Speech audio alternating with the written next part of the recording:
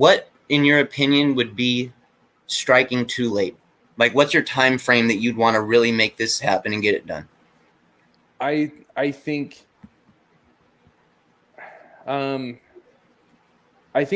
Mario is the wild card. Yeah. I think, if Lane is actually interested, you're calling Lane before their bowl game. As soon as you get an AD in, you're getting Lane in for an interview. Yep. Another guy that you should be ready to hire in case you have to is Tom Herman, who is he's an analyst for the Chicago Bears right now. So he's open, Yeah, he is. And a lot of people crap on him because he got fired at Texas. But dude, look at Texas now that he's gone. Yeah, he actually has a little stability. Yeah, and he's only 46 years old. He's already won 2 New Year's Six games. He's beat Jimbo Fisher. He's beat Lincoln Riley twice, and he's beat Kirby Smart. And he's the only coach, since conference realignment, he's the only coach to get a 5-star recruit to a group of 5 program in Ed Oliver. So, and he developed De'Aaron King. Yeah, as well at Houston. Great arguments. So Tom Herman is another guy. I think that we need to act fast but not be hasty, if that makes sense. Yep. I think you need to have your due diligence done on Lane, on Tom Herman, on Billy Napier, on whoever else you're talking to. And then you're trying to get at Mario and Luke Fickell as soon as possible. Mm. And then, you just let the dominoes fall however they may. Yeah, but I think you need to have guys crossed off your list and that we have totally vetted this guy. And if we want him, we can hire him now. You have to have everyone done by the time you're able to get to Mario and Luke Fickell, because they're going to be the guys that are the last that we can get to.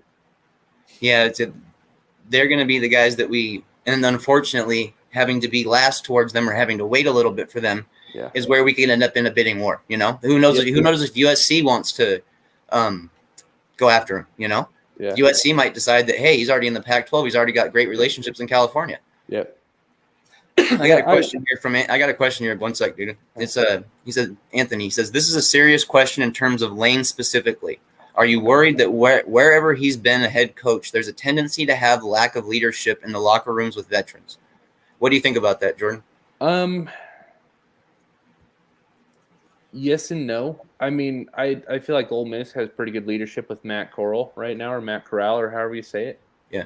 I know that John Reese, what's his name? John Reese, the backup quarterback, switched to wide receiver this year.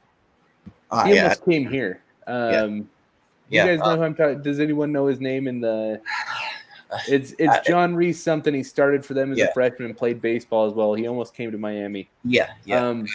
But I can't remember. He's a really strong leader in that locker room as well. I don't want to say that comment is wrong. That's not what I'm saying, because I think it's a very valid argument. I think you're just looking at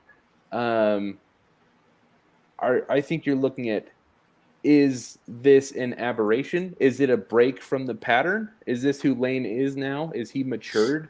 Now that he's Plumlee. We got to hear in the chat. Plumlee. Yeah, John Reese. Thank you, Plumlee. Infinite Neuron. Yep.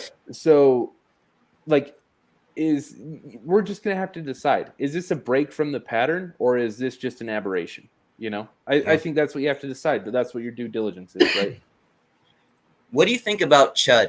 Do you think he's a guy that could be added as a piece, for a staff?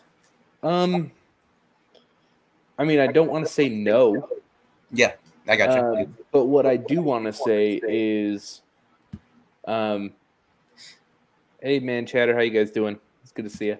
But what I do want to say in regards to Chud is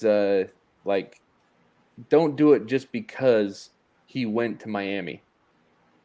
Yeah. We should be way past that. Yep. That's like I was telling you when you asked me if it's like a requirement to have those ties. I don't think it is anymore. Not in this era of football. Not in these days. You don't have to have those direct ties. It's not 1985 where you have to actually go and physically shake somebody's hand if you want to talk to them, or get on a phone and dial, and that's about it. You didn't have any other ways to connect. Yeah. So, this is – man, dude, there's a chance for us to finally get right. Yeah. There's an actual chance for us to finally get right, finally recruit in the area that we're supposed to recruit in to an elite status. bro, it's just, I guess my question, do you believe that they're going to put $20-30 million in the football program at Miami? I have to take them at their word, man. I mean, I have to say every headline that involves Julio Frank and his involvement in athletics in probably 2 weeks has been awesome. You know, and I've been very critical of Julio Frank, but I try to cut it 100. You know, I'm not someone where it's like I scorched the guy 3 weeks ago, so now I have to find a new angle to keep scorching him. Dude, he gave us exactly what we wanted. You know, if he honors that and he does it, he does exactly what he says he's going to do, then build him a statue. I don't care. Like, all we can ask for people is to do their job effectively. And if he is, you know, undoing Donna Shalala's "kill what you eat" policy is what they called it. Yeah. If he is committing the tens of millions of dollars to making our program better, if he's actually committed to, because I guess the idea is that he wants to use the football team to market the whole university. Yeah. Because that's kind of his new idea. Brilliant. Let's do it. I love it. Should have happened a while ago. Yep. I mean, it makes sense, right? Their doctors have the football logo on their lab coats. That's just really says everything that we need to know. Yeah, definitely. Now this question here, I'm kind of curious about this here. They're curious how some Canes fans say Blake was not qualified. Now they want Highsmith and Toretta as AD, and they have zero experience. Yeah. I have a stance on that, Martin. Mm-hmm. What it is that, yes, Zoe doesn't have all that experience, but what he is he's a football guy and he's a football mind. Mm-hmm. I want the AD to be a football fan. I want the AD to support football and love football and want to be part of the process of getting us back to winning consistently. Yep. That I think that's what's driving this. It's not necessarily the qualifications or anything like that. I think it's just the idea of having an AD that actually truly cares about football. Yep. And, you know, was part of some winning teams back in the day. So he knows what it felt like to win in that area. Well, I think that what you just said is extremely valid.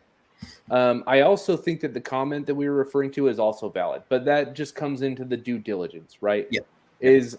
That's a fair argument. You know, both sides is fair, right? That Gino has all the financial experience. You know, he's no stranger to college athletics. He won a national championship. He won the Heisman, for Pete's sake. And Alonzo Highsmith is an NFL executive. Like, if we hire him as a director of football, he is so qualified for that. Yeah. You know, perhaps the most qualified for that we could get. Yeah. So like a director of football instead of an AD role? That's what I'm hoping to see Alonzo in. I know he's going to be part of the university in some regard. It's just there's too much smoke for it to not happen. I'm hoping it's in more of a director of football role, just because I think that criticism is very valid. You know, like we were pissed about Blake because he's a fundraiser and nothing else.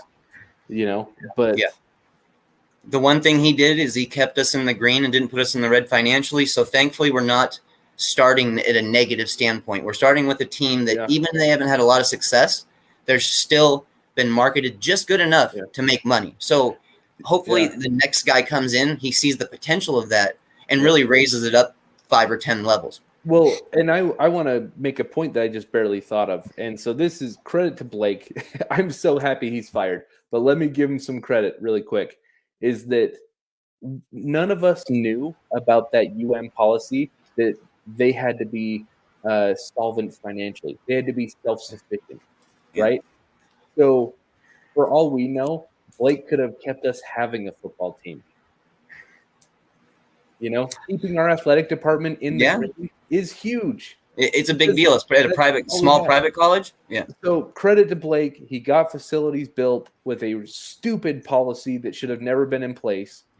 But clearly he was in over his head in every other aspect besides the finances. But I just thought of that, and like that makes a lot of sense. So credit where it's due. Good for you, Blake, that you could build us some facilities and, you know, kind of keep up with whatever when we literally tied both of his hands around his back. What do you think about the AD at Baylor? That's a hot name right now. Dude, what's not to like?